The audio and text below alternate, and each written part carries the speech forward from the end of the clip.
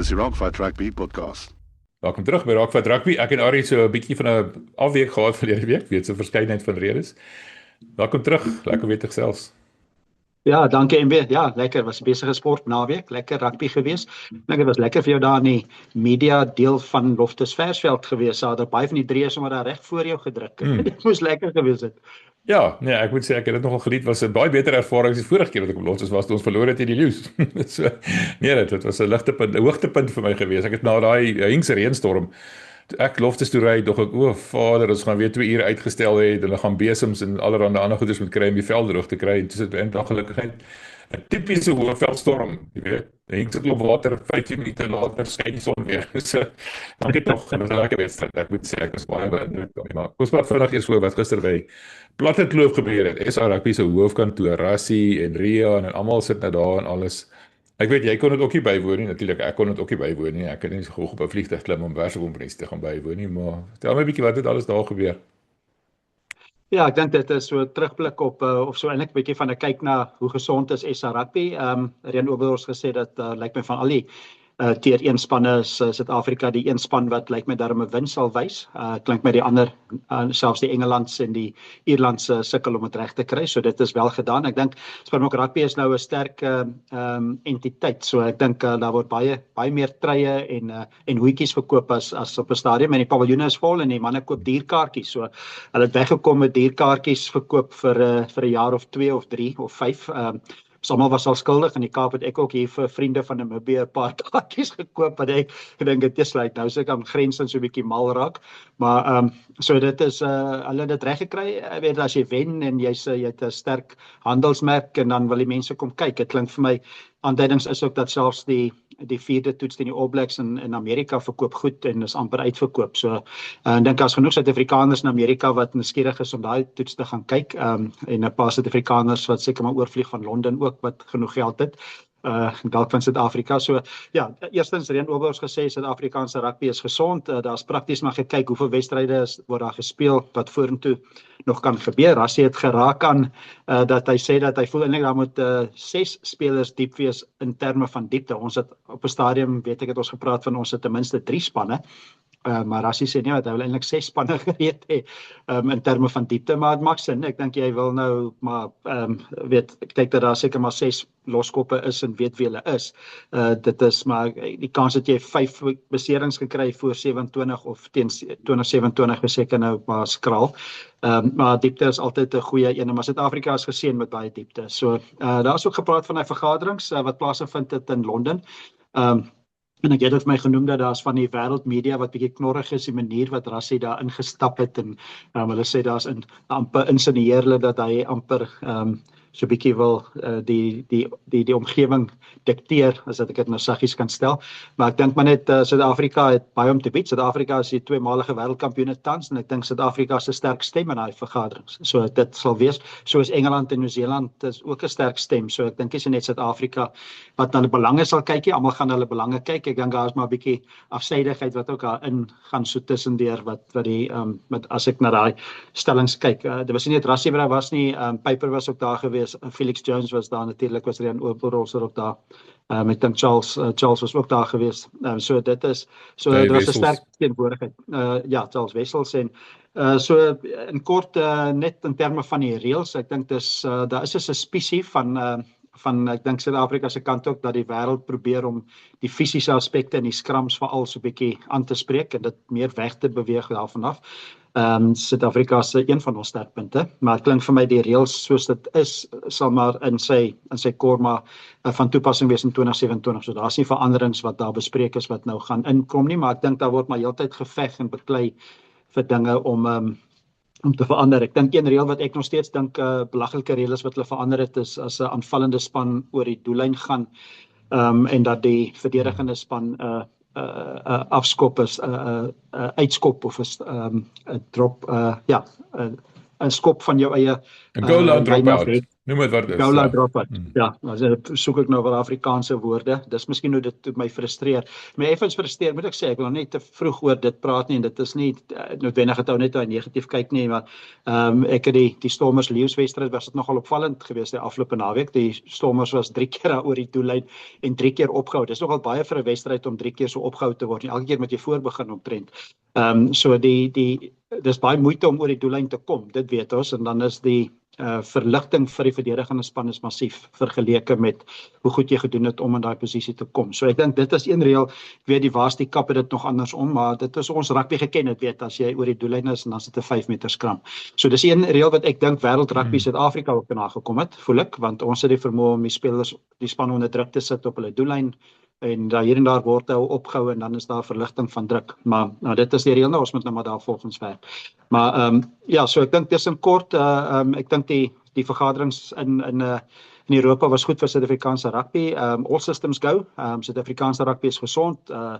Baie rugby wat kom, die All Black toer wat inkom, as jy kyk na waar ons was met COVID, met die Britse leeu's vergeleke met hierdie Britse of die All Blacks wat nou kom. Is dit briljant vir Suid-Afrikaanse rugby en ek dink Suid-Afrika en Nieu-Seeland was slim.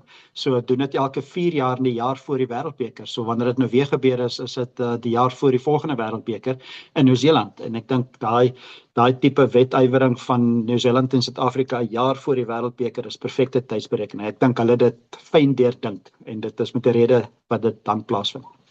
Ja, kyk, baie dinge wat vir my uitstaan daar. So ek as jy kyk na die groep spelers wat hierdie week gaan speel of gaan vir die beleidingskamp gaan opdaag, 49 van hulle. Klomp jongelinge en natuurlik tog ek dink iets is 21 oor see, dit gee vir my 70. 6 diep is 90. Nou as jy sê ja, maar hulle het nou genoeg geleer laas jaar om nie soveel te roteer nie, maar as jy van 70 by 90 wil uitkom, gaan jy nog steeds 'n klomp ouens so nog 'n kansie moet gee.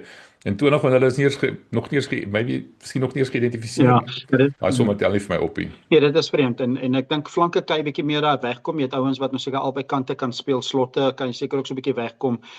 Daarmee centers ook in vleuels en heelagter. So daar's seker posisies wat jy seker jou diepte bietjie kan opmeng, weet Kane en Moody kan center en vleuel dek, Ethan Hooker dieselfde, Damien Willemse dieselfde. So daar sekere spelers as jy nog verder gaan kan ons nou lank praat daaroor. Dis miskien meer te doen met hakker en agste man en skrimskakel en losskakel en daai tipe gespesialiseerde posisies. Loskop vaskop ook belangrik. En dan kyk jy die diepte is groot. Die Stormers tans as ek met hulle kan praat, as Frans Malherbe fikse sit hulle met 5 vaskoppe, wat eintlik almal al 5 baie goed is. Dit is Frans Malherbe, Netling Forsie, Sasie Sandy wat nou begin, Bottom wat vir die Bokke gespeel het, so daar's 'n klomp stitte, jy kan dit aan noem. En Wilco is op pad soontoe. Jong. En Wilco Lou is op pad soontoe. So dan sit jy met 5 ja, dan het jy amper te veel embarrassment of riches. So maar dit werk jy altyd so nie. Nou het jy ander kere dan het jy weer klomp besterings dan raap en skraap jy. So maar ek dink Rassie probeer maar vorentoe kyk. Ek dink dit is duidelik in sy beplanning dat hy wil seker maak dat hy nie onkant gevang word nie. Dat hy die voorbeeld gebruik van Donald wat in die 2011 Wêreldbeker vir Nieu-Seeland daai laaste skop oorgeskop het en hy moes inkom na klomp beserings op losskakel, maar hy het daai skop oorgeskop net, dit lyk soms vir my nog steeds en ek kyk weer of hy skop geskop het, maar dit is ek dink dit is wat hy bedoel, dat jy nie onkant getrap word en 'n speler nou met 2 toetse of 3 toetse in 'n semifinaal moet speel nie. So dis miskien waarna hy verwys, maar ek stem saam met jou om nou in 'n jaar se tyd of in 'n jaar en 'n half se tyd 6 spelers in posisie blootstelling te gee gaan baie moeilik wees. Ek dink daar sal seker hier en daar spelers wees wat bykom as in die beleidingskamp kyk. Ek dink daar's opwindende spelers wat deurkom, wat hy nog so hier en daar gaan probeer. Waarskynlik 'n kans gee in 'n toets of 2, maar meeste van die toetse wat hierdie jaar gespeel word is op 'n ander vlak van intensiteit. Onthou die Europese spanne se besoeke altyd in ons winter was eintlik maar in totaal in die kategorie van vriendskaplik. As jy dit is nou 'n toets, maar daar was nie 'n beker of iets op die spel nie. Nou ewe skielik met hierdie kompetisie, Europese kompetisie, noordelike, suidelike halfrond is Engeland se besoek in 'n heel ander kategorie. Dit is eintlik nie meer net hulle speel nie, nou moet jy dit wen vir punte. Ja, Nasiebeker. So die Nasiebeker. So daar's nie eintlik nou speel teen Georgia baie teen Italië beproef 'n paar spelers nie, hoewel toe Italië nou in 'n ander kategorie ook nou eweslik in beweeg het, maar ja, die tyd is min om dit te doen. Ek dink hy sal nou maar fokus op sy drie bestes in 'n posisie Ja. vir die volgende jaar en tot 2027, maar hy sal sy oog hê op die volgende 3 op 'n manier, miskien met die beleidingskamp hulle maar net blootstelling gee.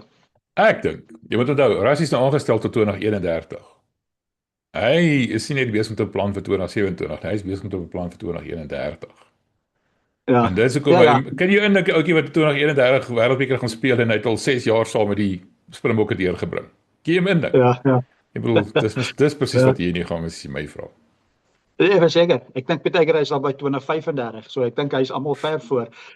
So hy sit nie stil nie. Ek dink die een ding wat ek weet Rassie baie goed doen is ook hy het 'n goeie verstaan van die reëls en wat jy binne die reëls en hoe jy moet speel om binne die reëls suksesvol te wees. Nie om dit te misbruik nie, maar net om dit te verstaan en te verstaan waar die reëls jou help en soms waar jy dalk te na kan gekom word in sekere reëlsituasies, maar die diepte is 'n groot storie. Maar Suid-Afrika so gesond is wat dit kan in terme van diepte nou op elke posisie. Weet jy kan deurgaan van 1 na 15 toe.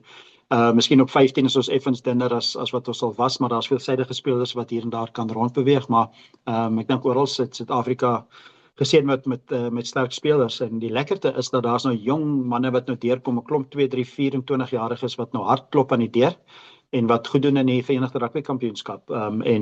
So jy kan hulle nie te veel ignoreer nie en as daar ervare spelers wat ewe skielik nou ook begin goeie rugby speel, weer goeie rugby speel. So dis lekker.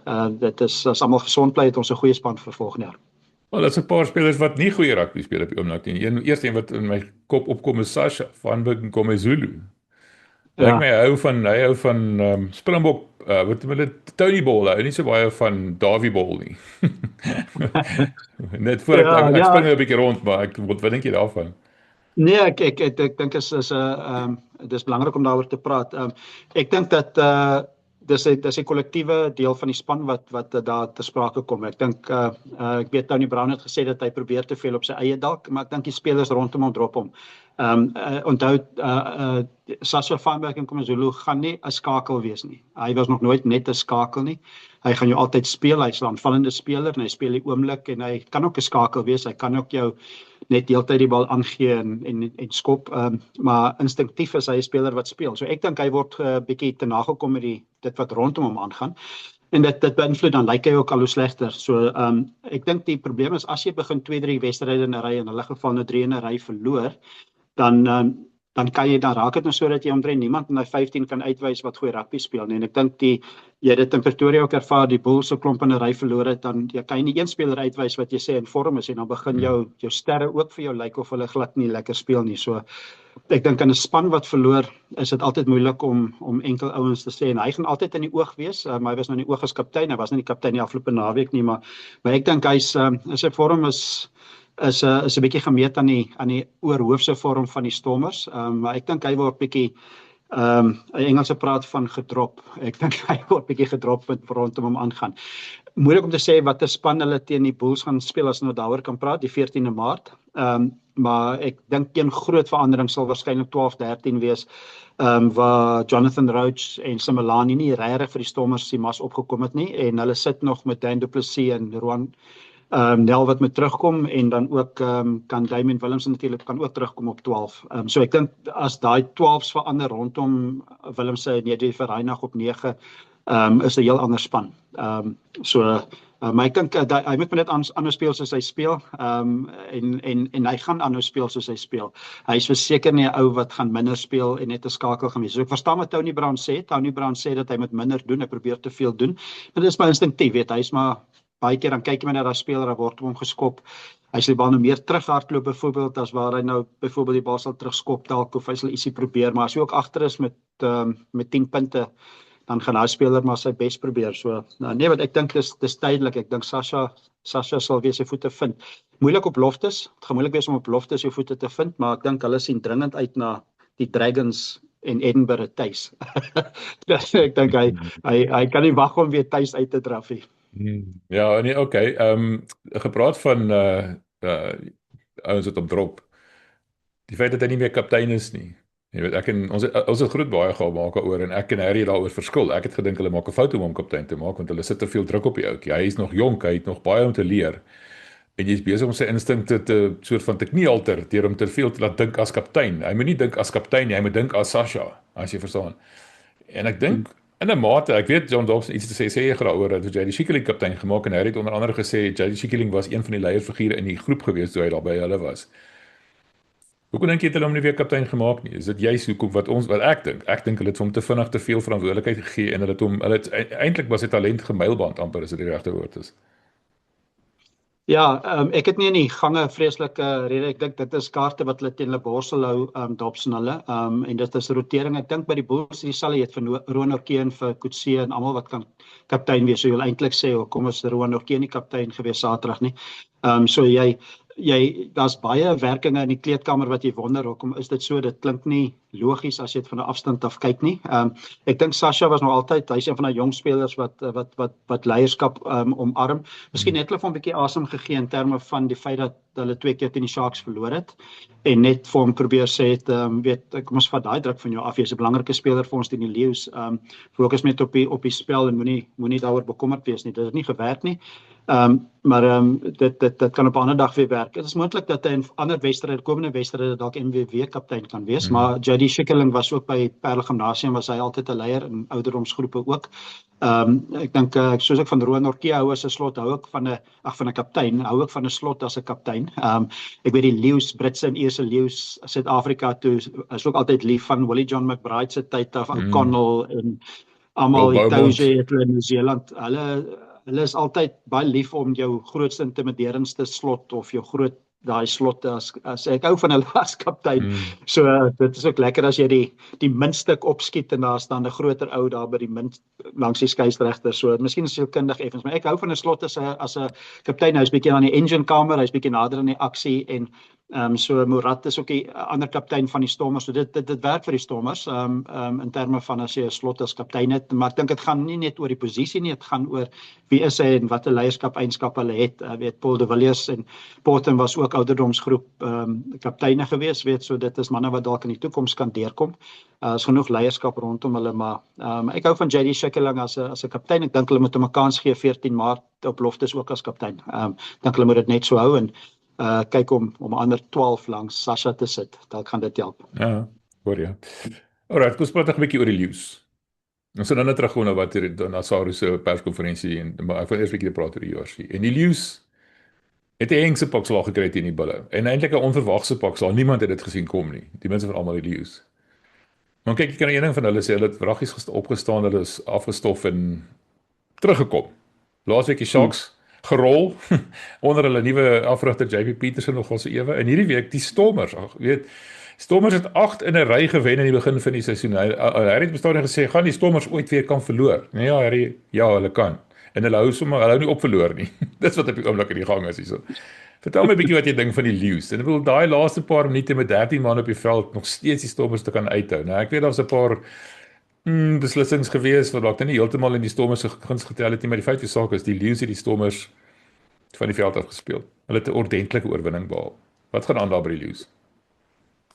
Ja, ek dink hulle het is 'n goeie wen. Ek dink dis vir my nie so oorweldigend. Kyk, die telling is 'n groterige punte verskil. Maar ek dink die indrukwekkende deel was nie einde. Ek dink die Stormers as die statistiek van die wedstryd op kyk was redelik in dit in terme van gebiedsvoordeel of gebied en waar hulle gespeel het op die veld, hoeveel breekslae gemaak is en verdedigings en alles was redelik gelyk op gewees, maar ek dink die Leeu's het hulle kansse gebruik en die Leeu's was 'n span wat ek dink een van die motiverings was waarskynlik gewees, manne, kom ons wen hierdie een en ons wen die skuld.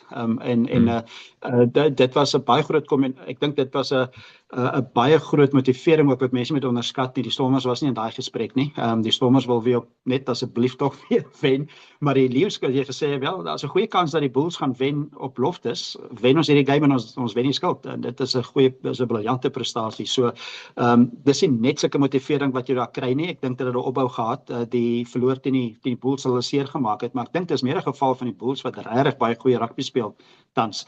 En hulle wen nie net, hulle wen ver. So na die omdraai na Edinburgh daai wen in Edinburgh en toe of eintlik die naweek voor dit maar URC te wen in Edinburgh en toe teen die Lions het die Bulls nie weer teruggekykie. En die Lions se terugkom teen die Sharks was indrukwekkend want die Sharks het weer gewys dat hulle die Stormers nie maklik of hulle het goeie wenne gehad 2 keer na ry teen die Sharks so teen die Stormers so jy het gedink wow, okay, hierso gaan die Lions nog weer swaar kry. So dit is moeilik om hierdie goed te voorspel nou ewe skielik. Maar ek dink een ding wat mense wat ek dink 'n geval is wat die Kaap moet erken, die Stormers moet erken is jy speel net so goed as wat jy toegelaat word. En jy is baie geneig as jou span verloor dan sê jy maar ons het swak gespeel of die skeieregter het ge A, B en C. Dis min dat jy gaan en sê hoor hierso tip my het hierdie ouens het regtig goed gespeel. Want dit is jy is nie eintlik lus om daar te gaan nie. Want jou span het verloor. Dis makliker en jy kan hoor in gesprekke rondom die Braaivleis 4 MW dalk daar rondom jou ook jy moet nou te ver terugdink want die Bulls het nou lanklaas verloor, maar in daai gesprekke dan is dit jy sê nie sommer die ander span was goed nie. Jy sê maar ons speel useless. Weet, dit is gewoonlik waar jy gaan. So ek dink krediet aan die Lions, weet hulle speel goed. Hulle het 'n paar springbokke, maar hulle het nie die supersterre nie. Weet daai voorry is nie klomp bekende manne nie. Daai slotte is nie 'n beleidingskampe nie. Daar's hier en daar Bato en so aan en Frankie Horn is ook in die gesprek nie. So maar daai pak sê ek maar kom ons speel rugby en kyk wat doen hulle. Hulle het 'n lekker by mekaar kom span. Weet daai laaste met 13 manne op die veld soos jy sê, dit wys jou die hart van die Lions is goed. So wel gedaan. Ek dink dit is briljant gedoen. Maar hulle moet dit nou net opvolg. Ek dink hulle volgende wedstryde is Edinburgh Dragons tuis, Glasgow Warriors tuis, Connacht tuis en dan hulle 2 wegwedstryde waarmee hulle eindig. So hulle kan nog goed doen. Weet hulle het 4 tuiswedstryde, 2 wegwedstryde oor en hulle kan nog in die top 8 eindig. Hulle staan in die top 8, hulle kan daar bly. So dis lekker om te sien. Met Glasgow Warriors, né? Ja, maar gepraat van Glasgow Warriors, gaan staan en verloor hulle hierdie naweek teen Connacht van alle spanne. Ek bedoel, Connacht nie, dis Palooka span nie. Die Bulle het ook maar naalskraap gewen en hulle hier heel in die begin 1 punt as ek reg onthou.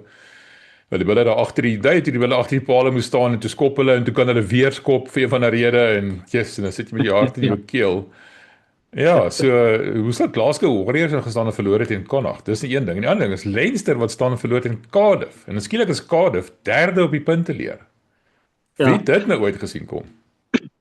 Ja, maar ek dink dat die 6 nasie het 'n massiewe invloed op dit en weer want die spelers wat die komende naweek vir hulle provinsies wat vir Skotland speel die komende naweek teen Frankryk was nie vir Glasgow Warriors in aksie die naweekie.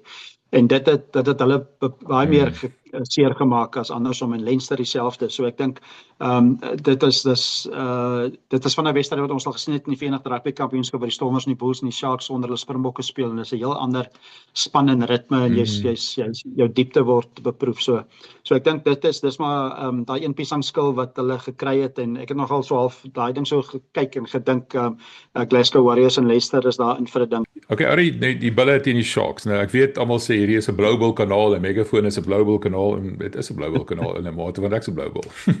So, geen verskonings daar nie en ek bedoel so lekker as wat julle ouens daar in die Kaap gekry het daar aan die begin van die seisoen kry ons net lekker hier na die middel van die seisoen toe, né? Bulle lyk nou 'n ander span vandat Neil de Bruin daar aangesluit het. Lyk dit asof daar 'n nuwe gees onder daai span is. Hulle lyk gelukkig. Hulle speel 'n tipe wedstryd vir tipe rugby wat lyk dit lyk amper vir die kan keer nie. Ek weet dit nie te ver vooruit gaan nie, maar indrukwekkende rugby dink ek. Ja, verseker en ja, ek het ook daar my blou aan, maar dit is so lig amper so grens aan die royal blou miskien meer. Waar die rugby is 'n snaakse spel nee MB. Ek bedoel daar was op 'n stadium 7 in 'n ry wat maar jy moet almal moet jou komplimenteer. Jy het aanhou gesels. So jy het nie ophou gesels nie. So nou is dit makliker en lekkerder. Nou vir die Stormers sit weer aan die ander kant. Ja, dit is indrukwekkend. Ek dink die Bulls wat ek vroeër ook gesê het is hulle wen nie net, hulle wen ver. So soms kry jy so amper 'n klomp wedstryde, Engelse praat van 'n sequence wat jy wen met 'n punt of 2 of 3 of 7 of wat ook al maar jou aanwen. Die Stormers laastes van hulle wedstryde was miskien so hulle het net gewen of teruggekom en maar aanhou wen. Die Bulls wen om sommer ver. So ek dink dit is 'n moeilikheid vir die Stormers vir 14 Maart. Die Stormers sal met Catford wees, weet jy kan aan die verkeerde kant van daai ritme en daai momentum kom, dan is dit moeilik. Ek dink JP Peterson en jy was in 'n media konferensie het gesê dat ander kere sou hulle 60 afgestaan het. Hy was beïndruk dat hulle net 40 afgestaan het. So as jy dit begin sê, wys dit vir jou wat kan gebeur. So ek dink wat die Bulls goed doen is hulle spel natuurlik goed afgerig, maar ek dink wat hulle die beste doen is hulle spangees en ek dink dit ek sê dit net ligtelik nie en die mense onderskat dit. Weer spangees is net as kringetjie maak in die kleedkamer en Kumbaya sing soos ons baie keer spot nie, maar dit te doen met vir mekaar wil speel en daai spandinamika is dat die spelers goed oor die weg kom. Jy kan dit eintlik meer sien want die Bulls se 3-druk is daar die interaksie op die reservebank is amper groter as wat dit op die veld is. Die toer klink dit my in Edinburgh of teen Edinburgh en daai oorseese deel het hulle goed gedoen in terme daarvan, so daar's 'n goeie samespel. Nou dit is hulle moet dit koester. Die een realiteit is jy hooplik wen jy heeltyd altyd en daar's nou dink 7 wedstryde oor vir die Bulls in die URC, 5 tuis, 2 weg. So 'n briljante geleentheid om baie van die wedstryde te wen natuurlik, om uiteindelik potensieel kan jy al die wedstryde wen. So die wegwedstryde is Dragons en Scarlets. So dit is ook wedstryde wat hulle kan wen. Maar so die momentum is daar, hulle kan potensieel al 7 wedstryde wen. Hulle sal al 7 wedstryde moet wen om beter of amper soortgelyk te vaar as laas jaar. Die begin het die Bulls bietjie seer gemaak om dit in konteks te sit. Verlede seisoen het die Bulls op 68 punte geëindig, Leinster 76 en die Bulls was tweede op daai punt op 68. Laas jaar was die top 5 het geëindig, die top 4 het geëindig by 62, 68, 62 by 59, skus by 59 was Glasgow Warriors, 59, sê maar 60 punte. So jy moet probeer om by 60 punte uit te kom om waarskynlik 'n top 4 te maak wat vir jou tuis uitspeel gaan gee. So ek dink dit is die doel wat in die stilligheid, ek dink die Bulls of die Stormers of niemand wil te ver vorentoe kyk nie, maar as die Bulls 'n bietjie vorentoe kan kyk is hulle as hulle hoë volume van daai laaste 7 kan wen, kan hulle naby hulle het nou 30, so hulle moet op nog 30 punte probeer kry. Daar 7 wedstryde oor. So hulle kan 30 kry, hulle kan glip ergens nog steeds 30 kry, maar dis moontlik. Vir die Stormers is dit moeilik om nou by 60 uit te kom, hulle het nou 36, so hulle moet ook op 'n stadium met hulle raap en skraap vir 24 punte. Hulle het 4 tuiswedstryde wat miskien vir hulle al 4 kan punte gee, dis nie maklik nie, maar dit is Dragons, Edinburgh, Connacht en Glasgow Warriors wat moeilik gaan wees. Maar dan hulle 2 wegwedstryde teen Ulster en Cardiff weg, waarmee die Stormers eindig. Die Sharks eindig ook met 2 toerwedstryde weg. Of die Lions eindig met Leinster en Munster. Ja, so ek sê tog die X-faktor gaan wees daai 2 Italiaanse spanne. Hulle kom eindig in Suid-Afrika, moeilik vir hulle. Hulle kom speel teen die Bulls en die Sharks. So die laaste 2 wedstryde is Zebra en Benetton. En dit is op Loftus en in Durban wat hulle moet gaan speel.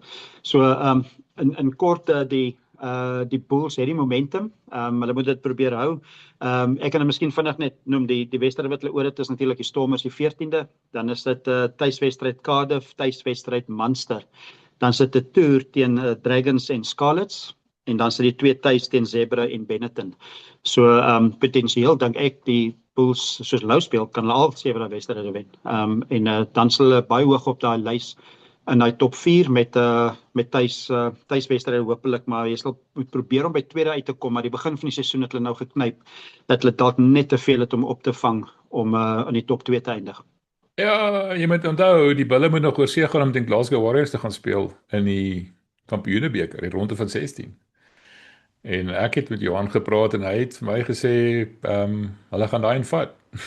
Hy is nie bang vir Glasgow Warriors nie. So, en ek probeer net my feite, my ducks in 'n row kry, so kom ek net maar so net vir kyk.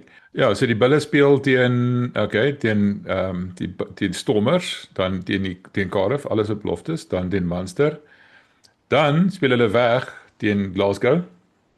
En dan as hulle wen teen Glasgow, moet hulle 'n ekstra week daar bly, want dan moet hulle die volgende ronde, die ronde van 8 speel teen wie ook al dit dan is. Dan moet hulle daar bly vir daai 2 wedstryde teen Dragons en Scarlets. En dan kom hulle terug vir Zebra en Benetton. So Hulle gaan Daar's- in afval bly of dis hulle een wen betent- of verloor. Ja, die punt is Ja. net, hulle gaan 4 weke weg wees van die huis af. Ja. En dit is altyd 'n Ja. bietjie van 'n tamaletjie. En met die Glasgow Warriors gaan speel weg, né? Interessant het ek wat ek gehoor het, hoe klein is daai Scotstoun stadion van die Glasgow Warriors? Dis maar 4000 mense. Dis ek het nie geweet dit is so klein nie, maar dit is kleiner as Wellington se rugbyveld. Kleiner as Hoërskool Ja. Oosmoed se rugbyveld, man. Sê my. Ja. Dis interessant. So ja, ek dink daai is nog 'n stylboekie om 4 weke weg te wees van die huis af. Hoe vlieg jy nou ouens in? Wat doen jy met beserings? Jy weet, dit is nie 'n maklike bultjie. Hy het gesê hulle moet 30 punte kry uit 7 wedstryde. Hulle het 30 punte gekry nou uit 11 uit. So as jy wil sê, kom ons sê hulle verloor 1, dan moet hulle uit die ander 5 of ander 6 moet hulle elkeen 'n bonuspunt wen om 30 punte te kry. En dat die Bulle en die Stormers elkeen 'n wedstryd in hand, né? Want hulle daar hierdie wedstryd nou opkom is teen hulle het hulle uitgestel van Desember af. Die Stormers met 24 kry uit 7 uit. Okay, maar dit is seker 'n bietjie taaier kompetisie. Ek dink die Stormers gaan soveel sukkel nie. Ek dink as hulle net weer hulle mojo kan terugkry, ek dink hulle kan dit maak. Ja, ek dink die tuiswedstryde is vir die Stormers nou belangrik. Die 4 tuiswedstryde is die Dragons, Edinburgh, Connacht en Glasgow Warriors, maar al 4 is moeilike tuiswedstryde.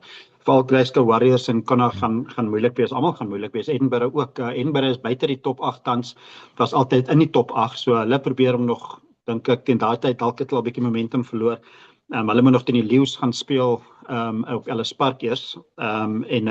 So dit is dan speel hulle in Kaapstad. So ek dink die Stormers sal daai laaste 2 wedstryde is vir hulle so 'n bietjie van 'n lastige ene, dink ek. En weer, jy wil nie jou Verenigde Rugby Kampioenskap eindig met 2 wegwedstryde en dis wat gebeur met hulle. So hulle speel weg teen Ulster, weg teen Cardiff en Cardiff lê tans 3de.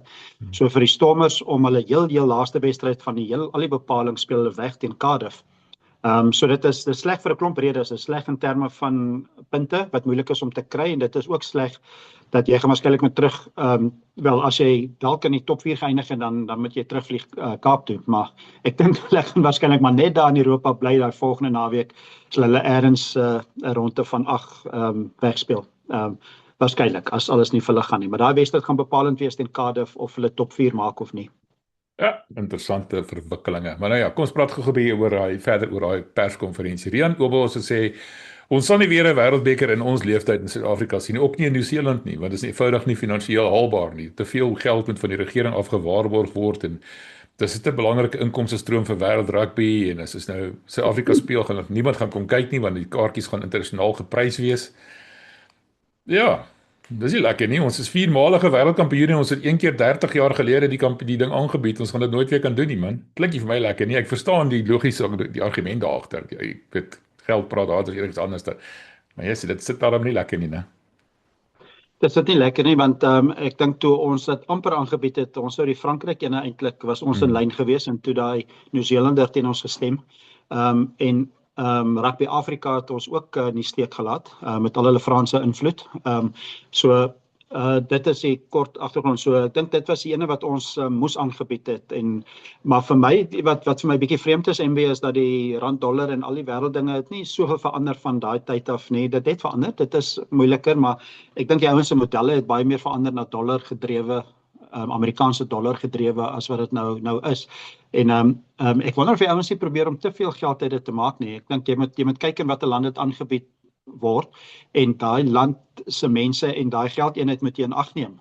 Dit moet tog die geval wees. Jy moet verstaan dat as jy dit aanbied in Suid-Afrika, dan gaan 70% van die paviljoene deur Suid-Afrikaners volgemaak word. Jy kan hulle dan mos nou nie dollarpryse vra en 4-5 rand 'n kaartjie vra nie. Ek weet nie of hulle te veel geld probeer maak nie en my ander vraag is die borgskappe wat daar baie van is vir hierdie toernooie wat groot borgskappe is dit dan nie goed genoeg nie. Weet, dit gaan nie oor kaartjiepryse nie, dit gaan oor die borgskappe, die kommersiële vennote wat jy het. So dit is my nog steeds vreemd. Ek weet hulle sou daar kyk uit links en regs. Ek vermoed dat wêreld rugby probeer 'n sekere aantal geld uit dit uitmaak oor dat hulle al die wêreldlande probeer ook seker help. Ek dink daar vloei geld terug na al die tier 1, tier 2, tier 3 lande toe en daai verpligting moet hulle nakom en hulle wil 'n sekere bedrag uit 'n wêreldbeker hê wat hulle nou meet aan pond en euros en dollars. So dit is eintlik jammer. Die Nieu-Seeland se geldeenheid is eintlik nie te sleg nie. Jy weet, dis norm in Australië is baie sterker as Suid-Afrika vergeleke met die dollar. So nie 'n kundige op daai gebied en wat al die detail is nie. Ek sal hulle woord neem. Maar as ek wel kommentaar het rondom dit, dink ek is hartseer dat jy soveel geld probeer genereer uit die wêreldbeker dat dit nie haalbaar is vir 'n land soos Suid-Afrika om dit aan te bied nie. En ek dink dit is bloot gekoppel aan daai nommer wat wêreldrugby wil hê jy moet kry uit daai toernooi uit. Die ding is net nou, praat hulle van miskien weer 'n Europese land of dalk in die Midde-Ooste. Okay. So wat gaan gebeur? Die Midde-Ooste gaan 'n belaglike bedrag geld betaal vir die voorreg, maar niemand gaan dit kyk nie. Wie gaan nou in Dubai vir 'n rugbywedstryd kyk? Jy weet. Ja, dit werk vir sewes. Ja, dit werk vir sewes in golf en Formule 1, maar dit is nie dis nie regtig wel is nou so die moderne tyd is in geval nou baie snaakse goed wat gebeur in daai deel van die wêreld. So hopelik en binnekort is dit nie die geval nie, is dit uitgesorteer, maar ja, ek dink dit sal maar in Europa sal waarskynlik, maar dis nou volgende in Amerika in elk geval. Nou Australië is dit in Amerika, so dis al klaar effens brawer, maar Amerika en dit was een ding wat Oberholzer gesê het, is hulle wil die Springbok handelsmerk uitbrei na Amerika toe, wat hulle al reeds begin doen het, en dit is hulle tydjie terug, daar sal wedstryde teen Ierland daar gespeel, daar's hier en daar hierdie toets teen die All Blacks is ook in Amerika natuurlik, in Baltimore, so dit is daar is geld en hulle moet dit globaal maak. Aan die ander kant weet ek was nou relatief onlangs in Amerika, die Amerikaners weer besef dat hulle moet hulle sporte ook wêreldwyd vat en hulle doen dit baie sterk. Weet so die NFL, hulle speel van die gridiron rugby nou ook in Europa hier en daar. Hulle speel basketbal en al daai goed is in elk geval lankal bietjie meer globaal.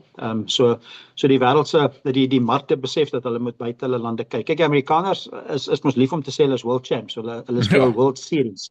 Hulle speel baseball en basketbal net in Amerika, dan is dit World Series en hulle is world champs. Hulle is lief om dit te sê, so dan moet hulle so 'n bietjie uitbrei. Maar ja, die volgende wêreldbeker sal seker maar tussen Amerika Europa sal grootliks seker maar inkom. Ek sal verbaas wees as dit Midde-Ooste ook is.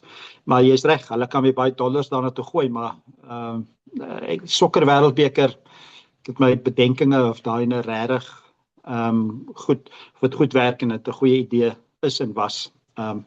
Sal vir rugby. Ja, ek hoor jy. As Afrika teen Wallis gespeel natuurlik in Amerika, nie teen Ierland nie. Ierland het teen All Blacks gespeel. Net so van ons op die as. Maar nou dit laaste ding voor ons nou afsluit vandag. Die Telegraaf sê Suid-Afrika het 2 wêreldbekers gewen. Want ons doop man, ons doop. En niemand toets ons nie. Ons het minder toets as al die ander ouens saam, lyk dit vir my. Ons het ons toetse inteendeel minder gemaak en hulle se meer gemaak. Nou die implikasie is dat ons nou daai wêreldbekers gewen het as gevolg van die feit dat niemand ons regtig getoets het nie. Nou is dit nou nie vir jou 'n geval van suurdrywe is nie, weet ek vragies nie wat dit is nie.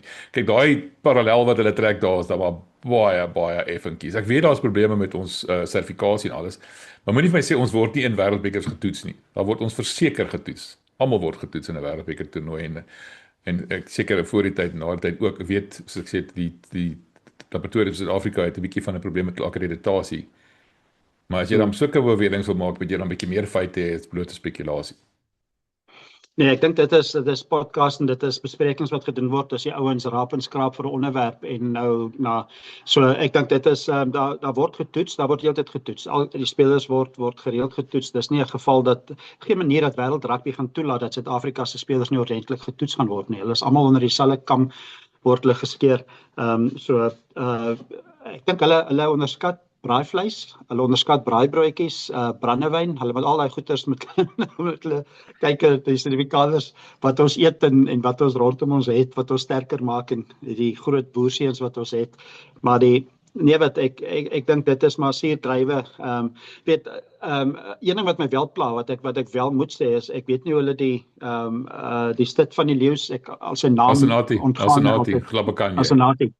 Ja, sy saak lyk dit of dit sloer en wat daar gebeur het en so voort. So dit wek suspisie. Van die ander spelers kan ek nie vreeslik spelers nou onthou wat noodwendig skuldig bevind is. As hier en daar is daar 'n speler, maar ek dink nie Suid-Afrika het 'n uitdaging daarmee nie.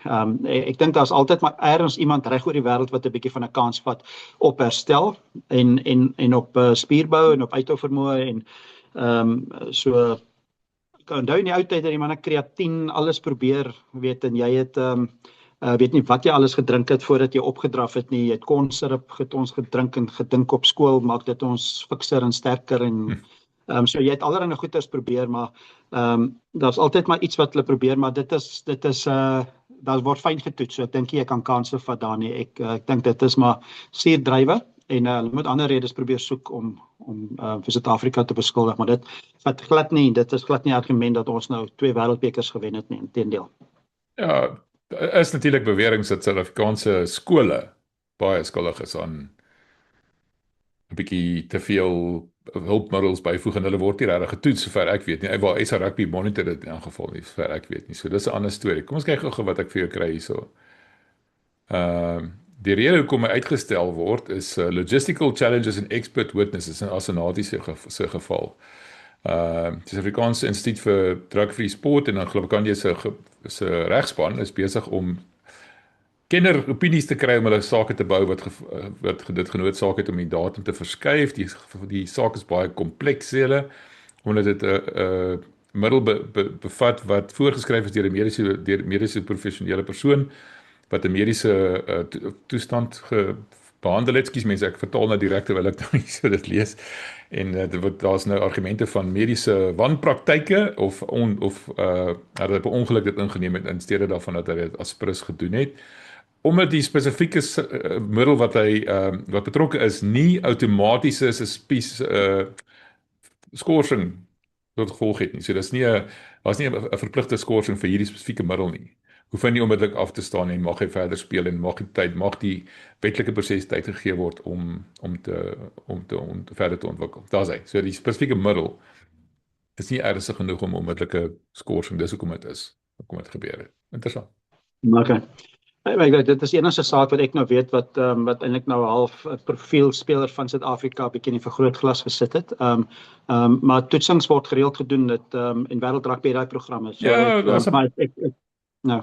Daar's 'n paar manne, Elton Jantjies, as 'n Dianti, Bunkosi, Chilibora Lepele, 'n paar manne wat 'n bietjie manne wat 'n bietjie hulle voete bietjie verkeerd getrap het. So ek sê nie daar's niks nie, maar ek sê definitief vir my sê ons het wêreldbekers gewen omdat ons draak is dope en ons nie getoets word nie. Dis nonsens, dink ek. Ja. Nee, dis waar. Ek meen as jy spelers nou noem, ek dink Gerbrand Grobler wat ook slot gespeel het en oorsee gegaan het, was ook een gewees. So ja, daar is 4-5, maar daar's verseker ook Europa is ook spelers wat in moeilikheid beland het. Maar ja, dit is ek dink dis nie 'n geval dat Suid-Afrika kom ons sê hulle beroepsspelers reputasie dat dit gebeur. Anders sal tussen die sê maar die 4 franchises, die Bulls en die Sharks en almal sal ons ook mekaar so 'n bietjie verantwoordbaar hou. Maar ek dink die groot risiko wat jy sê is op skolevlak is waar. So dis onbeproef en ek dink daar kan baie snaakse goed gebeur. Ja, kompeteer in die skole ook met mekaar is. Dis nie net future life wat hulle gevoer word nie. Ek dink daar is maar 'n paar impreneertrou nie. Daar is 'n paar ander dinge wat ook dalk so 'n bietjie by mekaar kom. Dit is nie 'n goeie ding nie, né? Ekskuus vir die rede, ja.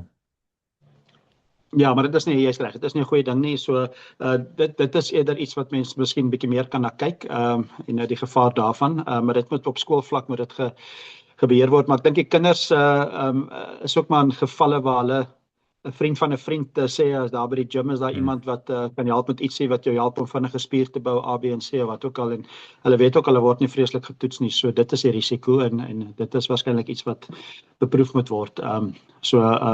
Maar as ek ook kyk na die onder 20s, as die onder 20s ook kom speel reg wêreldwyd, dan kyk ek almal se kondisionering is maar goed, weet as Engeland en Argentinië se onder 20s teen Suid-Afrika kom speel, lyk dit nie of ons noodwendig hierdie reuse teen hulle het nie. Inteendeel, baie keer voel dit my Engeland se ouens is amper groter as ons ouens. So ek dink in terme van spierbou en daai tipe dinge dink ek is dit nie heeltemal uit verhouding uit nie. Suid-Afrika is geseënd met groot seuns. So dit is dan een realiteit. Net so laaste ding, ekskuus, ek weet ek sien nie, daar is hulle in Nieu-Seeland se ou Scott Stevenson wat laas jaar sy mond so uitgespoel het in Israel Daxie. Hulle sê Rassie is soos 'n ek vertaal nou direk 'n rampokker wat daar opgedaag het by die wêreldbeker, die wêreldrugby se vergadering verlede week oor die shape of the game. En hy het basies vir hulle gesê, luister, ek gee nie om wat julle navorsers sê nie, ons sal speel soos ons wil speel. Nou vra hulle die vraag, is Rassie die man en does Rassie run rugby? Dis wat 'n klomp snert is dit tog nou nie, né? Ja, hy is in hulle koppe. Maar op daai vlak gaan hy nie toegelaat word om net weg te kom met so iets wat hulle nou sê dat hy noodwendig sou gesê het nie, weet. Al sê jy dit, gaan wêreldrugby mos nie toelaat dat in rugbyland jou voorskryf en sê jy doen wat jy wil nie. Dit is belaglik. So ek dink die feit dat Rassie sterk oorkom en dat hy dinge op 'n ander manier doen, en dit frustreer hulle. So ek dink hulle soek maar redes om te frons na Suid-Afrika se kant toe, maar ja, dalk het hy met sy kenhoog daar ingestap, maar hy is daarmee tweemalige wêreldkampioen, so hulle het tog daarom ook 'n stem by daai vergaderings. Hy het ook genoem dat hy was vir 'n tyd was hy nie toegelaat om daar te wees nie, want hy was mos geskort gewees. Dit was die eerste keer in 'n tyd wat hy ook nou weer daar kon uitkom, sy skorsing wat verby is. Ja, wat jy kan jou lyf nie te veel daar rondgooi nie. Ek dink wêreldrugby gaan dit nie toelaat nie. Ek het nie geweet hy is daar gewees nie. Ek het gedog dis die ander manne, soos Dave Wessels en alles, maar okay, hy was daar, sien ek nou. So dis interessant saam met Felix en al die manne, maar nou ja. Ag nee, wat man, weet jy, soos Ben Smith wat ons nou weer sy mond uitspoel. Hulle doen dit letterlik net om 'n reaksie uit ons Suid-Afrikaners te kry en ons val elke keer daarvoor. Dit is net vir my ongelooflik. Mense, hierdie ou is besig om jou te provoke om 'n klik te kry. So los hom net uit dat hy daar in sy hoekie daar in Nieu-Seeland sit en krepeer, man. Anyway, dankie Ari. Was lekker man. Altyd so. Dis heerlik. Dis heerlik en lekker rugby week vir almal. Ons praat weer volgende week. Nee, dit was lekker. Dankie Ari.